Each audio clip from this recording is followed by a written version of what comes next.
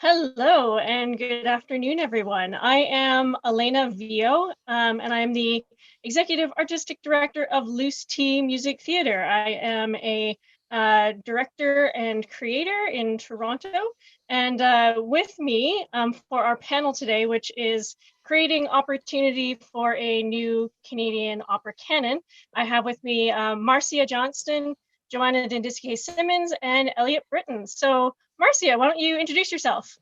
I'm Marcia Johnson. I'm an actor, playwright, librettist, dramaturg, and I'll be one of the mentors in the mentorship program started by Loose Tea. Eliot, who are you? I'm a composer, researcher, and I'm a professor at the University of Toronto and a director of their electronic music studio. And I am also one of the mentors for this program. Lovely. And Joanna? Hi, I am co-artistic director for Loose Tea Music Theatre as well as an opera singer. So, woo, that's me. So the program that we're talking about is the BIPOC Composer Librettist Development Program that Loose Tea Music Theatre launched this past fall. And we are currently, we've received all of our applications and I just sent them out to all of the mentors and we will be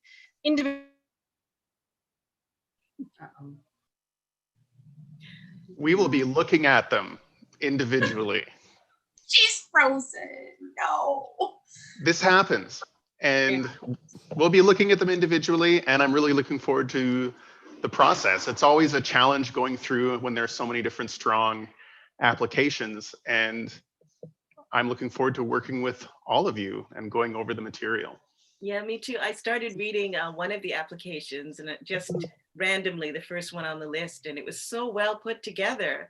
So, and I hear that they came together quickly. There was no need to put in a second deadline or anything. So it just shows how hungry people are for it. Yeah, we got quite a few applications, so it's very, very exciting. Yeah, that we don't have to have another deadline. So we got plenty of applicants, which is great because then we can do this again, hopefully, down the road. But I'm excited. Yes, I'm just.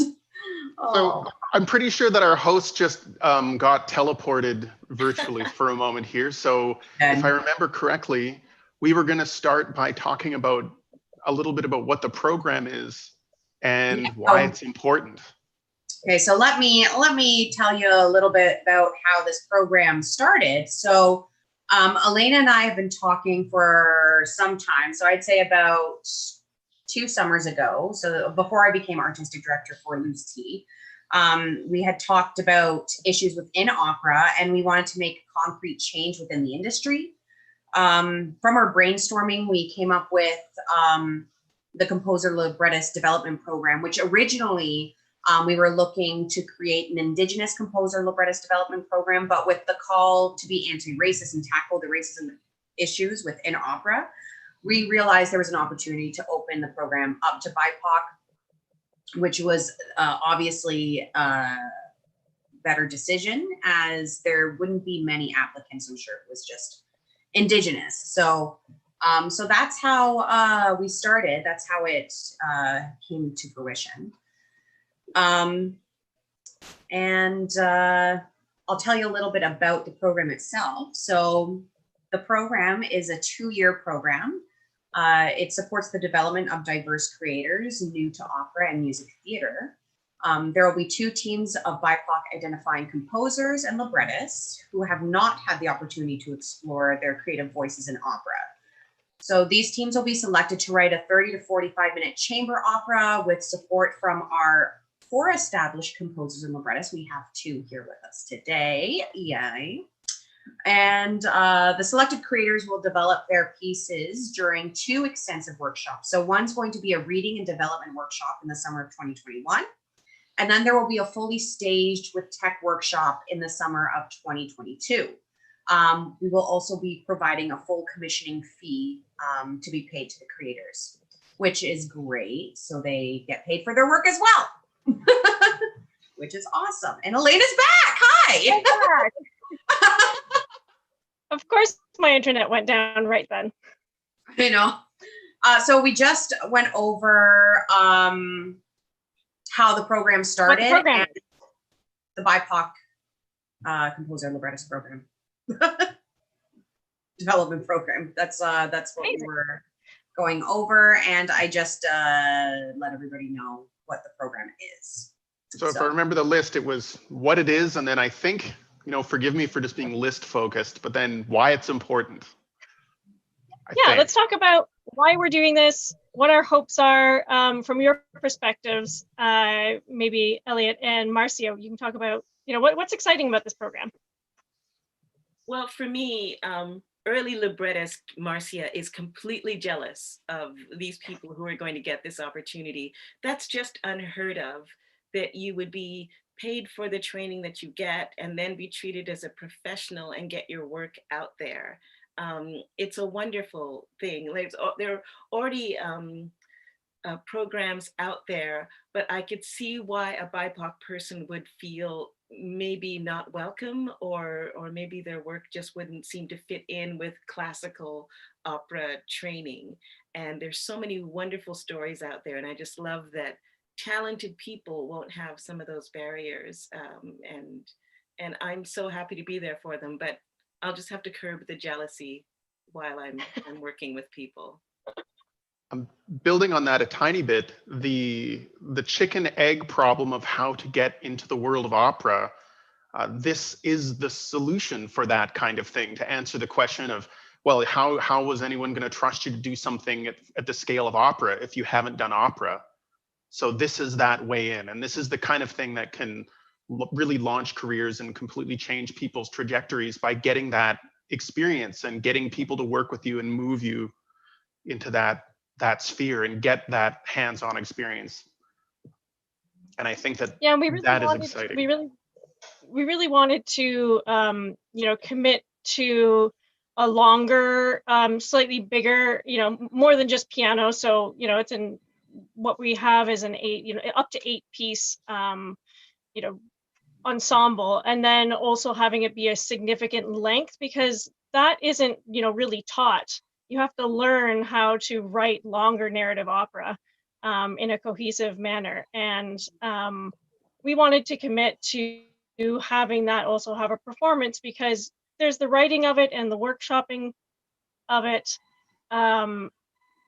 But then there's also the how does it get on stage, and what does that look like, and how does your piece look once it actually gets up onto the stage, and with all the design elements.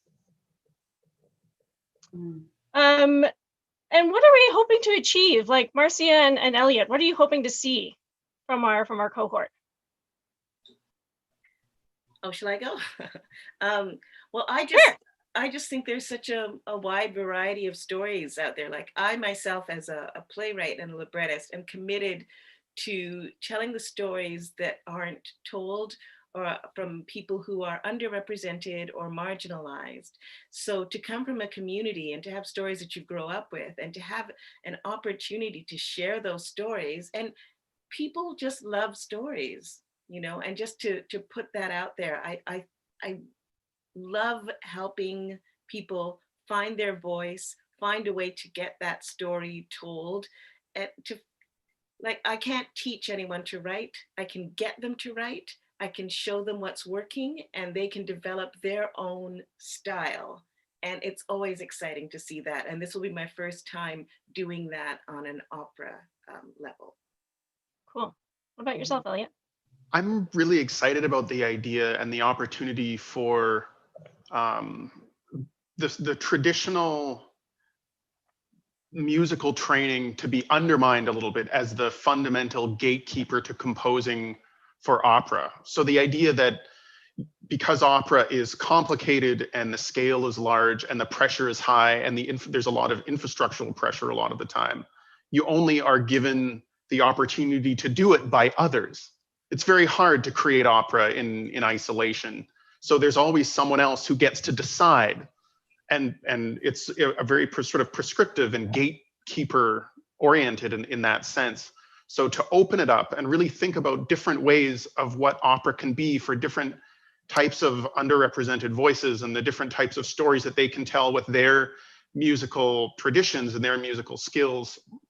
That's the thing that I get excited about. And specifically, because I come from a technology background, kind of thinking about how technology can mediate these different types of approaches and make something grand and dramatic and tell those stories without telling someone, hey, you know, you better get back to school and focus on dealing with these specific technical issues because, you know, or else the instrumentalists are going to be annoyed with you, you know? So I really want to see that undermined.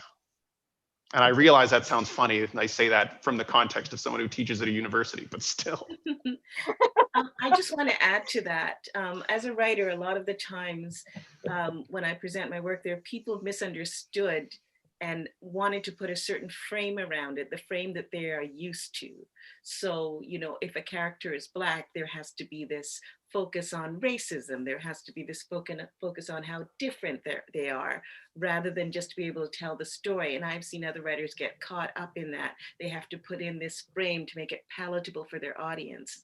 And audiences just want to hear good stories. So it's just so exciting to be there and to share that with someone and let them know you are going to get certain feedback. I'm going to tell you now that's feedback that you can ignore. Not from me, but I mean in life. I think Alaina's frozen again. I think she is. I was just reaching for my tea, just waiting for the next question to come in. Yeah. Well, I guess Alaina, I'll add to what y'all have already said, but obviously there is a huge need for new operas here in Canada, and especially, you know, large companies like the Canadian Opera Company should be commissioning, I'd say, like 2 to 3 new operas a year by Canadian composers. So how are we going to do that? You know, you have to create the composers and librettists, because how many are there really? Not that many, because the education is so inaccessible, especially for someone like me. I come from very little means, like zero money. And I had to support myself to get through school. And that was extremely hard. And it's so hard to get access to this kind of education because it's so expensive. So this program is allowing people who have the drive and the want to be composers. And we're not talking like traditional opera like Verdi or Wagner. We're talking like opera that's relevant to today. So it could be like EDM opera or music theater, but we're not sticking everybody in this box. So we don't want people to be frightened by the word opera. We want you to be excited by the word opera. So it's basically, we're using traditionally trained classical voices for cool new settings. But this is allowing everybody to get you know, just dip their toes in and maybe give this a try, and this might be their thing. And this could be life-changing for the applicants. This might change their life. It probably will. And it's just so exciting that we can provide that. And they don't have to worry about paying massive tuition fees because they're actually getting paid for their work. And that's something that is very, very rare. And we're very excited to be able to provide that. It's just so important that we raise the voices of BIPOC people here in Canada, because our voices have been just disappeared for years, especially Indigenous people, Black people, all kinds of BIPOC people, but our voices have not been heard, still are not being heard. Let's be realistic here. But the only way that we can get our voices heard is through, well, there's many ways that you can get your voices heard, but one of them is through the arts. That's one I believe is the best way to express yourself as a BIPOC person or Indigenous artist, what have you. But that's my thoughts. So Canada needs it. We're giving it to you. So one of the things that, thank you for dealing with my, you know, of course my internet is going to act up right now moment. One of the things I wanted to just riff off of there was the idea of education, and that, you know, it is a very, you know, kind of rich white person's idea that we need to have, you know, a master's in composition to be able to compose music. And that that's the only way that we can be composers. And this is, you know, saying that you don't necessarily have to have that education, nor even, you know, the European notation system to be able to engage in opera, that it can be, it can live as something else, and we can come at it from a different angle or come at it from a different perspective than what we have traditionally been taught, and that might be, and that it can exist outside of the traditional education system. And that's one thing that I just wanted to add there. So with our idea of this program, we are actively contributing to what could be a new, you know, Canadian canon. So maybe we can talk about, you know, what does that mean to all of you? Like when I say Canadian canon, what does that sound like, or what does that mean? What does that bring up for you? I think about this all the time. Every day, from so many different angles, whenever I'm working with a student or talking with a composer or in a workshop with a German composer working in North America or a Canadian composer working in Europe, there's always this idea of what is identity? What is musical identity? Is it possible to have an international sound? Is it possible in the 21st century to have a national Canadian musical identity? And I strongly feel that Canada went through this period of being kind of hyper colonized and always looking at Europe and always judging themselves and trying to being really try hardy. And I hate using the word cringeworthy in a context like this, but when I imagine and look back at some of the works that were created in the Canadian canon and how they're so derivative from the trends that were happening in Europe and just not nailing it. I just think that was a bad decision then. And we have this whole period of having to kind of focus on the things that make Canadian diversity and history and the people here special, and all of the different things that means. And it's not easy to just start at the pinnacle of 1,000 years of plus of development. And maybe we need to just be okay with the fact that we need to develop and try things for a while, and growing is okay. And once, and in some ways, I feel like the international musical community is sort of like a mean girl in high school in a movie from the 90s, where they kind of don't want to be your friend unless if you're trying to be their friend, you know? So you've got to spend some time becoming cool. You have to go through your coming of age transformation, where you realize that what you had that makes you cool was inside you all along, and then they want to be your friend later. Yes. It's our own Pixar movie. There you go. That's sort of how I see it. I'm sorry to just kind of take that down a couple notches in terms of elaborate discourse, but that's how I frame it for myself. It works. You totally hit the nail on the head there, though. Wow. Yeah. And that's part of, and that's what you're talking about, like being able to grow and having that opportunity to grow is what part of this program is. Like just having the opportunity to try and figure it out, and you might fail, and that's okay too. And that's the great part of this, is that yes, we want to, you know, display something at the end, have some sort of presentation, but you know, if it doesn't work out, that's all right. That's okay. We want you to be experimenting. We want you to be trying to find your voice, whatever that is. And it might take, you know, personal growth. It might take technical growth. It might take, you know, I think we're always learning all the time. But to be able to have that room for growth without like, it has to be, you know, 4 seasons center main stage performance. And if you screw that up, then you're done, you know, type of thing. Sorry, go ahead, Marcia. Well, I was just saying, like, it's all about representation. If you're going to say what's Canadian opera, it's like, it's not all the same people, like, because Canada is made up, and, you know, for people who don't call it Canada, it's made up of all these different people who've been here for different times. And the saying that a lot of people use is write what you know. But I always add to that is like, write what you know, research what you don't know, and don't let anyone tell you what you know.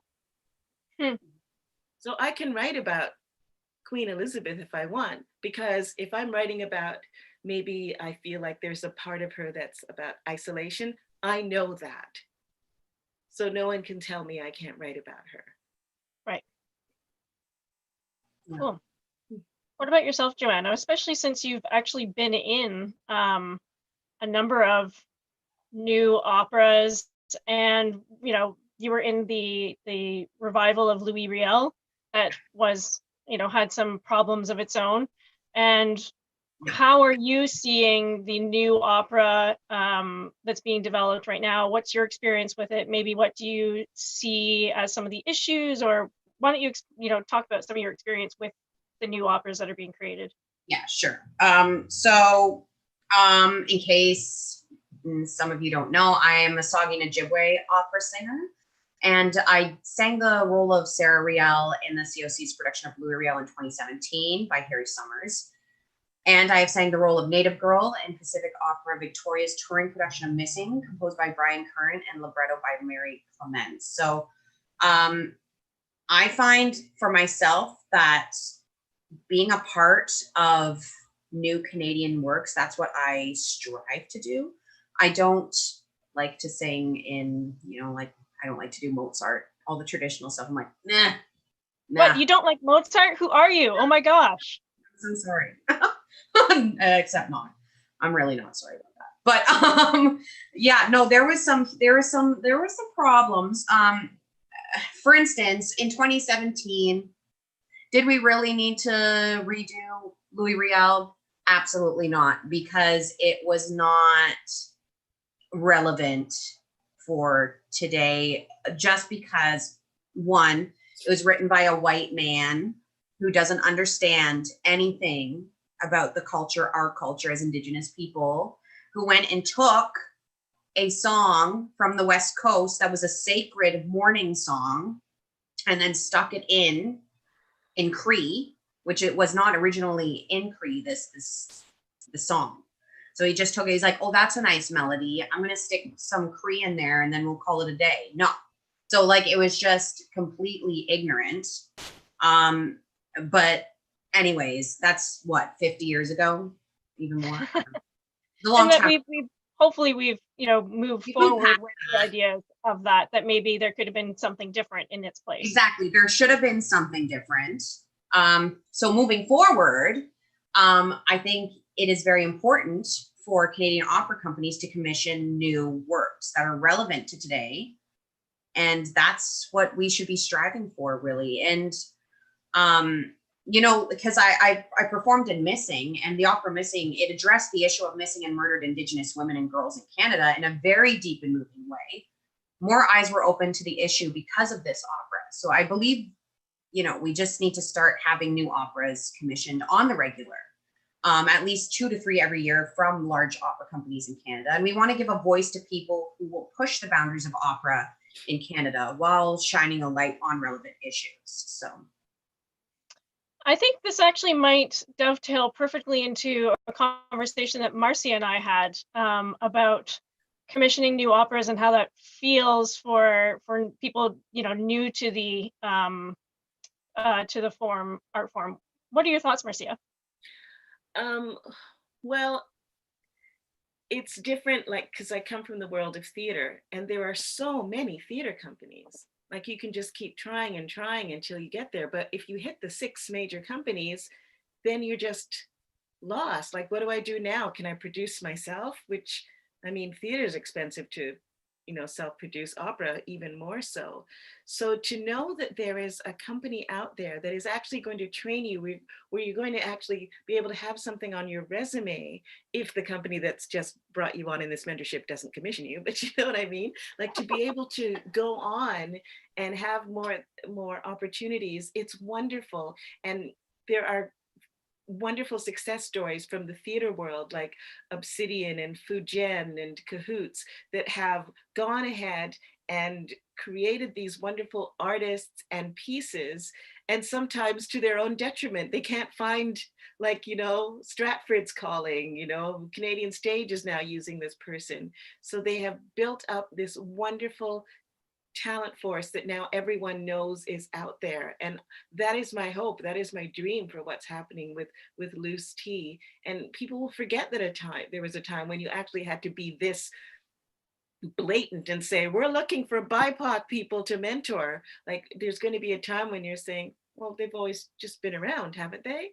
And I'm just so proud to be part of it. Building on that a little bit, I'm really excited about growing and defining this space, the space for a different sort of risk taking. Because to go back to the idea of Louis Riel and why it is that opera came to be performed, the Canadian Opera Company, it seemed like just the safest choice, where all of the infrastructure that the opera is really good at, that operates on knowns, just everything's in place. The music, maybe there are problems, let's turn this into a discussion, but here are all of the things that we can do that make sense. And this is something concrete. And it's something we can understand 5 years in advance. I think in a way, it's amazing that they took that risk in a sense, but I also was disappointed that they didn't take a risk, that one extra step of a young composer, they could be Métis from anywhere, to look at that story and tell that story in a different way. Exactly. Yes. Yeah. So, and that takes, go ahead. Sorry, keep going. I was just going to say, but that takes risk, and it takes defining a space, and it takes growing a culture to get to that point, which is it's a long game. And I feel like this is the beginning of something really exciting. Sorry, done. Yeah, I agree. But it's sort of what I was talking about before. There is this framework that people think like, oh, Métis, let's go to that thing from 50 years ago, rather than having fresh eyes. So I just love the idea that this is going to start a trend of new work that people will want to take the chance on. I just think it's great. So I could maybe explain a tiny bit about why I'm here in that sense, is that I am a white passing Métis from Manitoba, and why the Louis Riel opera is so particularly interesting to me is that Louis Riel is now championed as the savior and hero of the Métis nation, but he was actually, my family was the English Métis. So they were not on the same side necessarily as Louis Riel, but still a mixed community. And the fact that this story is kind of simplified and presented in this way always strikes me as very strange, because my family was almost wiped out by Louis Riel. And so when I look at them, I think there's a complicated and interesting story here. And there are so many different angles and so much drama and strangeness and an elaboration of this sort of this sort of transformation of this myth that's happening that could be done. It could be really exciting. So my dream is one day to have that story told again, and told so differently that the Summers version just kind of gets not necessarily forgotten, but is no longer the #1 entry in Wikipedia for Louis Riel opera. Absolutely, yes. I just find that, like, as an Indigenous woman, I'm just like, it's just like all of our stories, especially even in opera today, what's going on now, it's always told through the lens of a white man. You know, it's like, we need to tell our own. And it's not just, you know, BIPOC people who are experiencing that. Like, all of opera has been told through a white male cis lens. Yes. And the music that we have, you know, reflects all of that as well. Like the way that we write music, the way that we think it should sound, you know, it's all reflecting that viewpoint. So even you know, ideas of non-binary or trans, like, that is also a whole area that needs to be explored sonically in opera. You know, there's one trans opera. Same thing as there's one Métis opera. And what are all those different aspects? I mean, look at how many stories we have of the crown, of the royals. Yes. We can have so many different conversations and viewpoints of all of these different issues and cultures and stories, but we keep getting stuck on like that one or something, on the European, on the, you know, what's appropriate to a, you know, kind of white male cis lens. And the thing is, we're taught those things in school. We're taught that that's how we do it. So it's an unlearning that we have to do as well, of that is not the way that opera has to be. So I just want to answer a question here before we jump on. And the question was, what will the mentorship during the program look like? Which is a great question. And yes, Rachel, we can have more questions. So the mentorship is very heavy in the first part. So it's a 2-year program where, and the first year or first 7 months is really spent finding the story, you know, getting the book written and libretto going with some musical ideas and that's where our mentors are really going to be hands-on with the people that we're bringing in. And what we want to do is make sure that it's open enough for whoever is entering into the program to be able to, like, that we can react to them and what they need instead of prescribing an idea of what they should get. So that's going to be a lot of back and forth with, okay, what are you trying to create, and what tools do you need to be able to, you know, maybe you need a little bit more support on one side than the other, and that's why we have, you know, 4 librettist composers and librettists, so that they cover a wide range of different experiences and entry points, so that we can, you know, give them as many tools that they need to be able to create their work. In the summer of 2021, we have our music workshop. So, you know, libretto and music workshop, whatever is ready at that point, we will workshop it together for 2 weeks. And then we spend the next year in, you know, really big development phases with smaller workshops here and there, culminating at the end of August 2022 with a large full technical workshop to see how it looks all on stage, and is the storytelling working, is the music working, really being able to see all the elements come together before it has you know, a main stage performance in the season of 22-23. And the mentors are working all the way through with you know, our cohort to support them through whatever they need. And, you know, do they need access to different technologies? Do they need access to, you know, maybe they don't know how to write in Finale? I don't know. I don't think that's the case with who we have so far, but how can we help them the best to achieve their voice and vision? I hope I answered that question. That makes sense, everyone? Yeah. Yeah, and I just have some more questions here, so I figure I'll just jump in on some of those that make sure I have them covered. And it says, when do the announcements come? So we will be announcing in January what our cohort is. And so look out for January. You can make sure you're following us on social media, because that's where we will be announcing on Facebook, Instagram mostly. So make sure you follow us. You'll get all of the up-to-date announcements on this program. And previous commissions or creations. So I'm just going to jump into this for a little bit, guys. So what are Loose T's previous commissions or creations? So last year was really the first year that we really jumped full-time into this, because I jumped full-time into this, and we brought Joanna on to head up some new ideas and make sure that we're heading in the right direction. Last year, yeah, it's nice to have a partner in crime. So in the past, especially last year, so we had a premiere of 2 new operas. One was Singing Only Softly, that was with Cecilia Livingston and Monica Pierce and myself. And that had 2 Dora nominations this year, which was really cool. It was the first year that we had Dora nominations. And Eliot won a Dora last year too. Yay, Eliot! Yeah. And not with us, that was with something different. But we wish it was with him. And we also premiered Carmen, Yes All Women, which is a new rewrite of Carmen from the female perspective.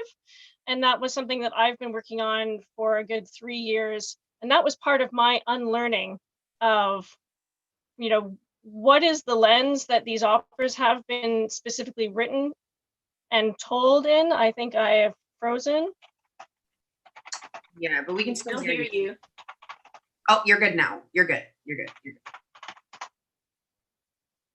Oh, Just a quick brush with the internet reaper there for a second. I think it may have swept in. All right. So one of the things that just to get back to what you had mentioned, Marcia, about and this connects to what the mentorship would be like and how what I hope to do, and that's to figure out a balance of how to not be prescriptive and define what people's story is going to be. So for example, it maybe is going to be about issues, or maybe it's not going to be about issues. Maybe their identity is going to be at the heart of how they want to write opera, or maybe it won't be. And having those discussions and figuring out kind of what that means and defining the space is what I hope to do from a musical perspective, and having those discussions about drama and what does opera even mean in the 21st century, and what are the different ways in which it can be successful, and how can we connect the abilities and voice and story and the resources and the musical language together so that it works well, and you kind of stack your deck so that you have maximal successes. And I'm also very pragmatic, and I'm always just asking pragmatic questions. Can you win with this hand? Something that keeps floating through my mind. that's good. Are you back? I think. Am I back? Yeah. Yes. You sort of, it was weird. From our perspective, it was as though you just started typing and then Yeah, I just mid-sentence. started typing. Yeah. Well, this is, the most problems I've ever had with my internet in all of the pandemic, which is, It's again, Murphy's Law. It's going to happen now. Why not? It says, will any of the brilliant new pieces be broadcast recorded so that people in other places can see it? And I think that the pandemic has made us realize that there is opportunities. I think I'm not broadcasting again. No, you're broadcasting. Yes, You're We fine. can hear you. Oh, actually, I think she gets a tease of it before we do. Oh, there we go. So I think the pandemic has shown us that we need to be recording things, and we need to be finding ways that we can broadcast, possibly live or making it available in a different format. I know for myself, I've seen, I realize that I'm getting access to things that I would never have normally been able to see. And I think in the future, Loose Tea will be making sure that there's some sort of either live broadcast or an edited nice video going forward so that these things can be seen by more people. Yeah. When I think of things Yeah. from a presenter perspective, because I didn't mention really so much, but I also am artistic co-director and co-curator of the Cluster New Music and Integrated Arts Festival. This Really whole cool. idea of getting good documentation early on can be career defining. Oh yeah. And So- I think and that's part of Eliot's partnership with us as well, is to make sure that we are getting good recordings and that we do have access to those things, because you need to have good materials as I learned through this process, I think all of us have learned through this process, you have to have good materials, otherwise you won't be hired. You To might make not better get grants. materials.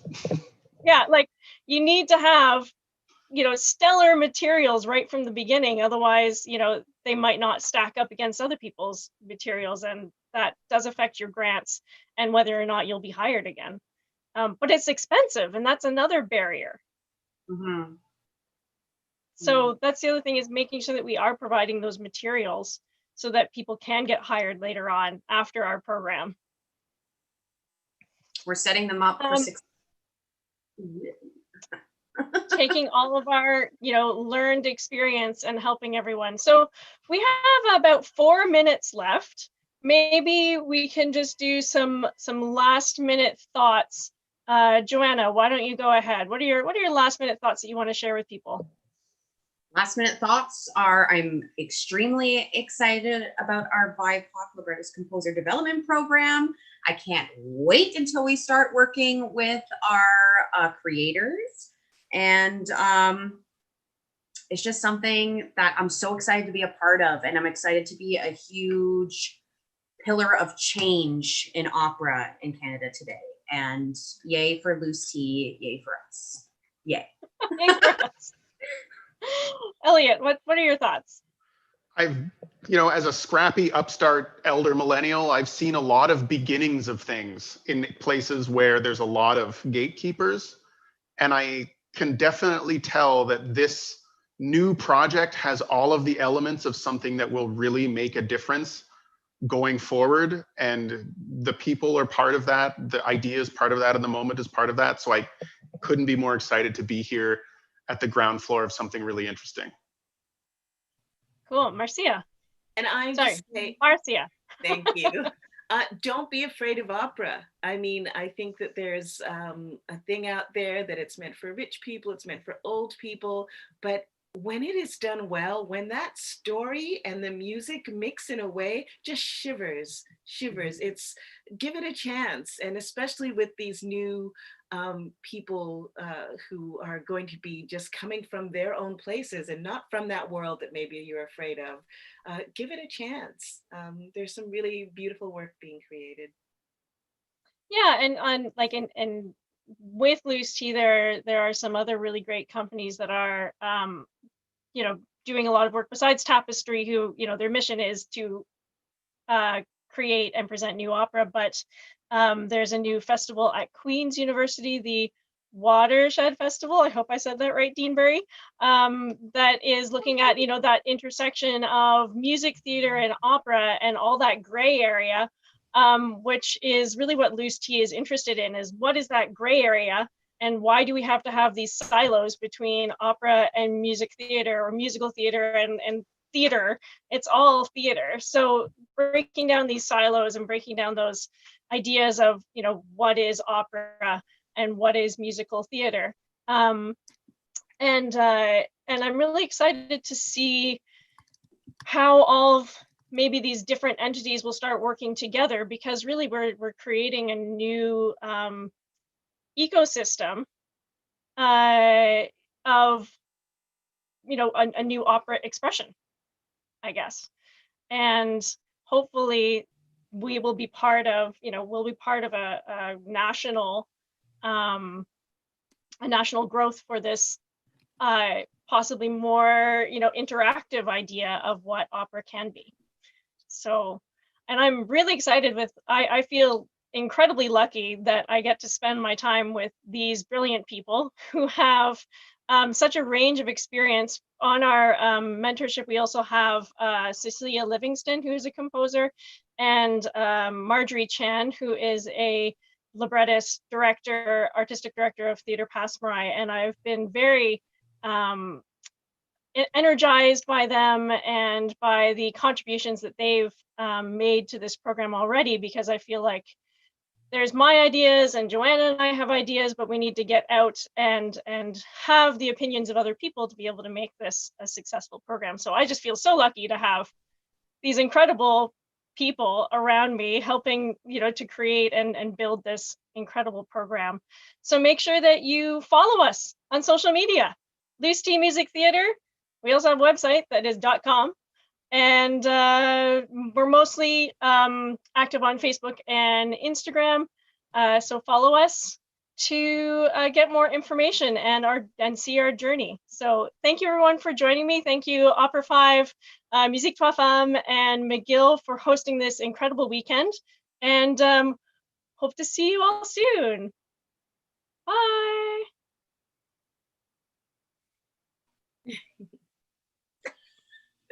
The